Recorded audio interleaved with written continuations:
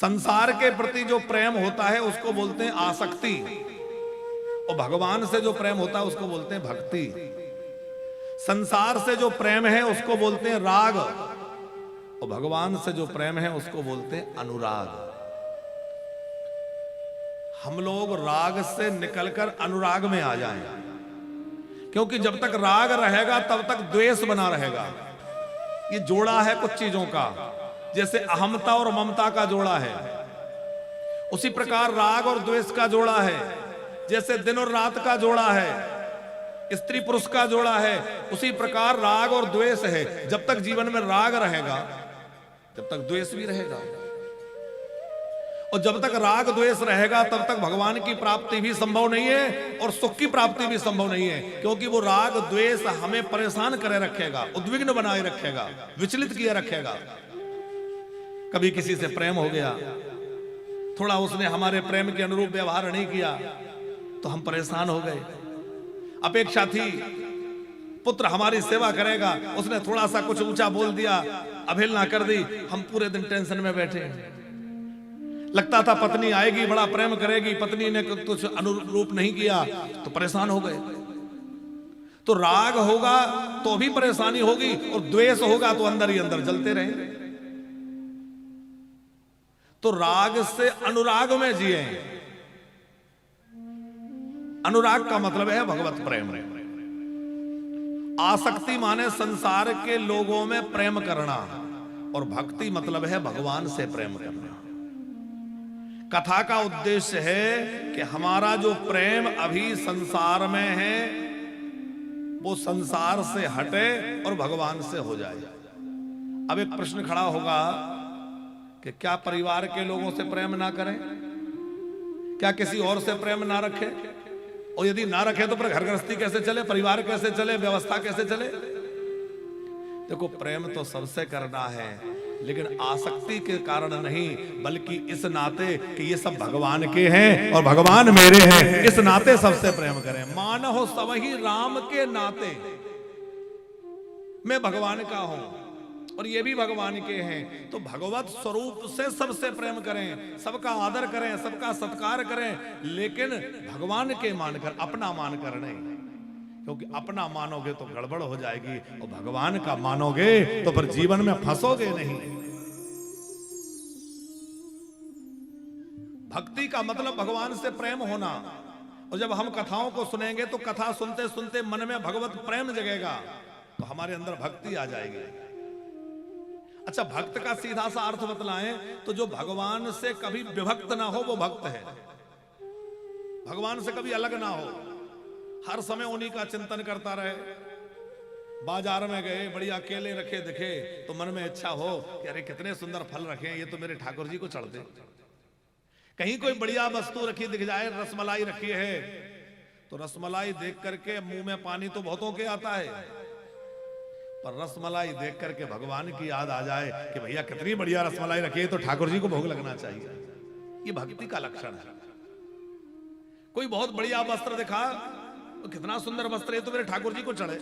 कोई सुंदर पुष्प दिखा, बोलते तो ठाकुर जी को चढ़ना चाहिए। तो ये है भगवत भक्ति। अब जब जीवन में भगवत भक्ति आएगी तो फिर धीरे धीरे भक्ति महारानी के पुत्र का जन्म होगा, और पहला पुत्र है ज्ञान। भक्ति के द्वारा जीवन में ज्ञान की प्राप्ति होगी। ज्ञान का मतलब है भगवान को जान लेना। जब भगवान से प्रेम करेंगे धीरे धीरे उनको जानेंगे। अच्छा, भगवान को जान जाएंगे तो केवल भगवान को नहीं जानेंगे, भगवान को जानते ही भगवान के द्वारा बनाए हुए जगत को भी जान जाएंगे। संसार क्या है यह हमारे सामने प्रकट हो जाएगा। जैसे मीरा के सामने हो गया, जैसे कबीर के सामने हो गया, जैसे तुकाराम नरसिंह मेहता के सामने हो गया। ये बहुत ज्यादा पढ़ने नहीं गए, लेकिन इनके मन में जब भगवत भक्ति जागी तो अपने आप ज्ञान प्राप्त हो गया। क्योंकि ज्ञान जो है वो भक्ति का पुत्र है। बिना भक्ति के, भगवत प्रेम के सच्चा ज्ञान हो ही नहीं सकता। आप किताबें पढ़ करके विद्वान बन सकते हैं, जानकार बन सकते हैं, लेकिन ज्ञानवान नहीं बन सकते। ज्ञानवान तो केवल और केवल भक्ति के द्वारा बना जा सकता है, क्योंकि ज्ञान जो है वो भक्ति का पुत्र है। बिना मां के पुत्र कैसे आएगा? अब जब भगवत स्वरूप का ज्ञान हो जाएगा, संसार का ज्ञान हो जाएगा, तो हमें यह समझ में आ जाएगा कि यह संसार नकली है, इसकी वास्तविकता पता चल जाएगी। अच्छा, नकली चीजों से किसी को प्रेम होता है क्या? हमारे जेब में जो नोट रखा है, पता चल जाए कि ये तो नकली है, तो जैसा प्रेम पहले था वैसा रहेगा?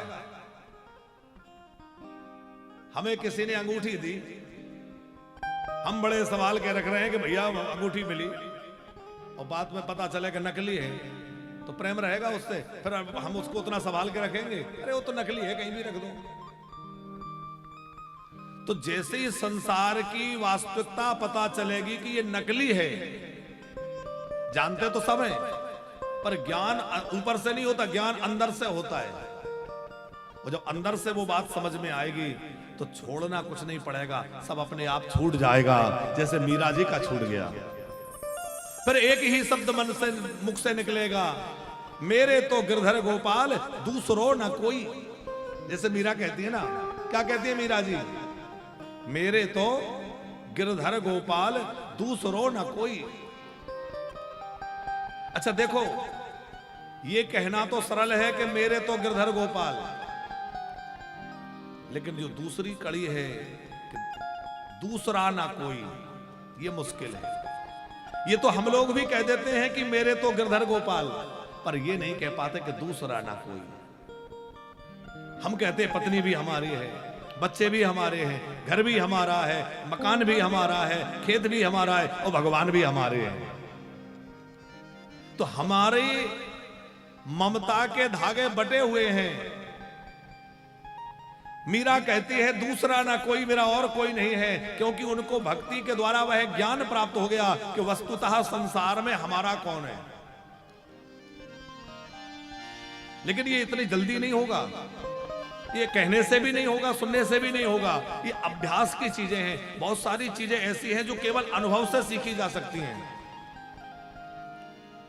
जैसे गूंगा व्यक्ति गुड़ खा ले, अब उससे कोई पूछे कि अच्छा ये बताओ गुड़ कैसा था, वो क्या उत्तर देगा, वो कैसे देगा? गूंगा व्यक्ति इशारों में बताएगा कि बहुत मीठा था, पर जब तक आप उसको स्वाद खुद नहीं ले लेंगे तब तक आप समझ नहीं पाएंगे कि कैसा था।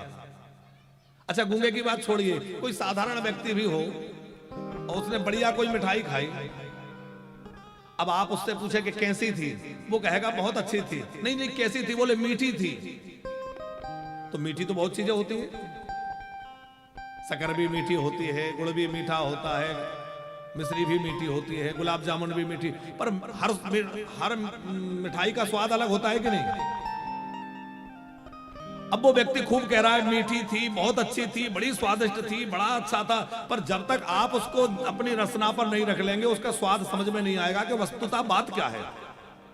हम सही कह रहे हैं कि गलत कह रहे हैं? अरे आप लोग बताया करें कि हाँ बात समझ में आ रही है।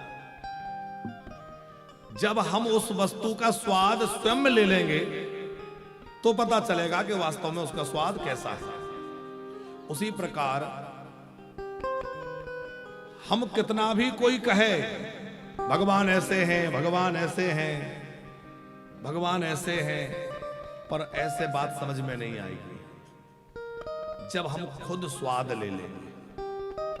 आज विज्ञान भगवान की सत्ता को नहीं समझ पा रहा है। उसका कारण क्या है कि विज्ञान जो है वो बुद्धि लगा के समझना चाहता है, और भगवान ना तो बुद्धि का विषय है, ना इंद्रियों का विषय है, ना मन का विषय है, ना वाणी का विषय है।